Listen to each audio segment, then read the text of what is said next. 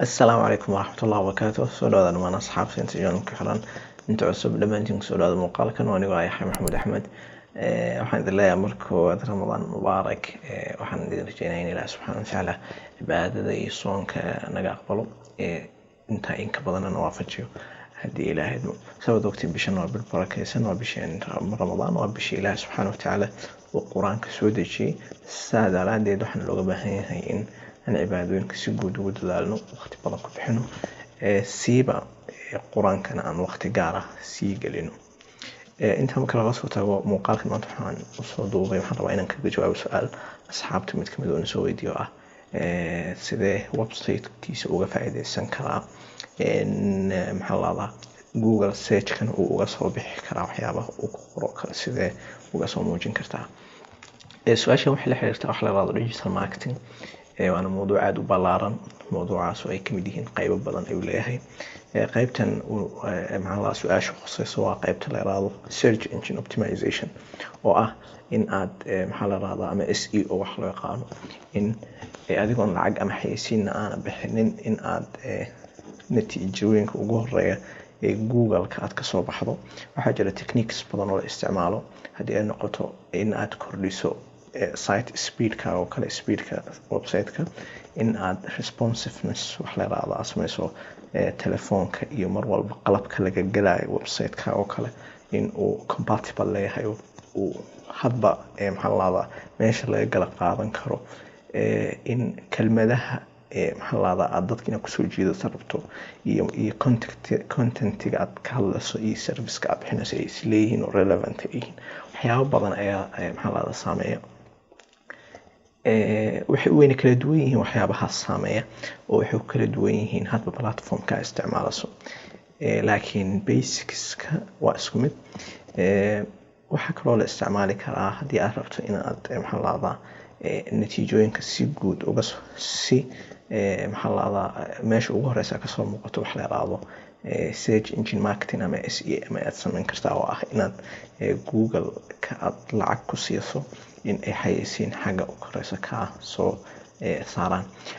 waxyaaba techniques kale isticmaalo waxaa kamid ah wax la yiraahdo content marketing oo ah in aad maxaa la yiraahdaa blog intaad samayso website-kaaga aad ku qorto mawduuc la xiriirta waxaan maxaa la yiraahdaa aad soo gudbinayso si dadka akhristayaasha markay ka faa'iideystaan ay u arki karaan service-ka kale aad bixinayso. waxaa kaloo jirta waxyaabo kale aad u fara badan social media inaad ku maxaa la yiraahdaa ku xayeysiiso. waxaa kaloo ku xayeysiin kartaa maxaa la yiraahdaa email marketing. dhammaan qaybahaas oo dhan mid walba wuxuu leeyahay technique u gaar ah aad inuu maxaa la wadaagtay in hal muuqaal lagu daboolo laakiin maanta inaan waxaas oo dhan sharxa uma soo gelin waxaan rabaa kaliya in aan course aan isleeyahay waa course aad u muhiim ah aan xaggan idin kaga sheego. course-gan waxaa bixinaysa shirkaddan Google oo aan isleeyahay waa shirkadaha maanta ugu horeeya dhinaca search-ka iyo baaritaanka marka la fiiriyo waa meesha ugu horeysa maanta qof walba kusoo dhacaysa in wax ka baaro waa Google. iyo waxaa wada bixinaya course-gan iyo Open University jaamacad la yiraahdo iyo qolo kale oo hadda xasuusan. course-gan waxaa la yiraahdaa Fundamentals of Digital Marketing waana 40 saacadood. wuxuu kamid yahay program ay leedahay shirkadda Google oo la yiraahdo Grow with Google. waxay kaloo leeyihiin YouTube channel oo dhammaan maxaa la yiraahdaa muuqaalada la xiriira mowduucaas ay soo wada geliyeen. laakiin sida aan ku talinayo YouTube waxaa ka fiican inaad website-ka caadi uga dhigato sababtoo ah website-ka wuxuu leeyahay wax la yiraahdo quizzes ayuu leeyahay iyo imtixaanka ka dambeeyo aad shahaado ku qaadan karto.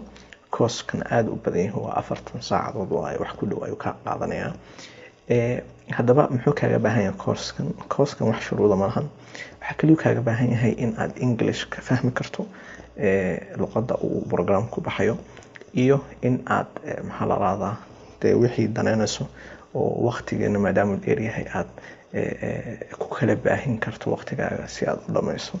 waxaan isleeyahay haddii aad course-kaas qaadato wuxuu faham ballaaran ka siinayaa mowduuca iyo sidii wax walba u shaqeeyaan.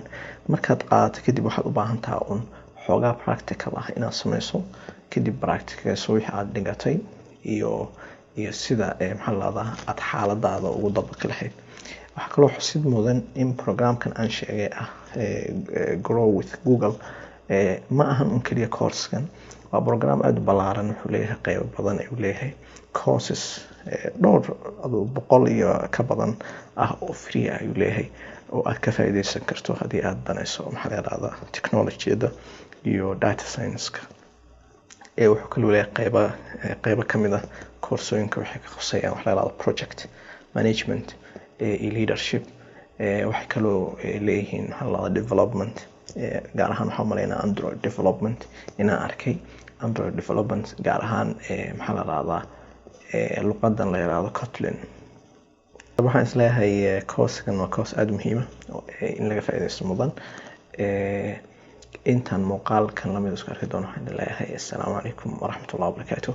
hana ilaawin haddii aad garanayso danaynayso mawduucan oo kale ka faa'iideysan karta inaad la wadaagto, haddii aad adiga nugu jirin nugu soo biir.